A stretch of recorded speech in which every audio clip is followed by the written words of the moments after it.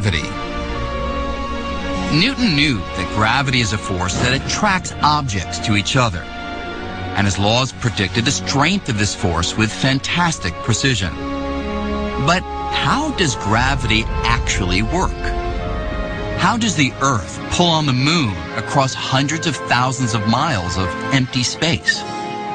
They behave as if they're connected by some kind of invisible rope. But everyone knew that wasn't true. And Newton's laws provided no explanation. Einstein found that no Band-Aid patches would fix Newtonian gravity. He had to invent a mechanism for it. He had to understand it. After puzzling over this problem for more than 10 years, Einstein reached a startling conclusion. The secret to gravity lay in the nature of space-time. It was even more flexible than he had previously realized. It could stretch like an actual fabric.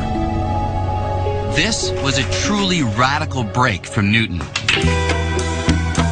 Think of this table as space-time, and think of these balls as objects in space. Now, if space-time were nice and flat, like the surface of this table, objects would travel in straight lines. But if space is like a fabric that can stretch and bend, well, this may seem a little strange.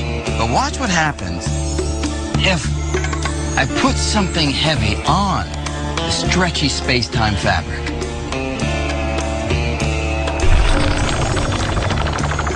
Now, if I take my shot again, the ball travels along an indentation in the fabric that the heavier object creates. And this, Einstein realized, is how gravity actually works. It's the warping of space-time caused by the objects within it. In other words, gravity is the shape of space-time itself.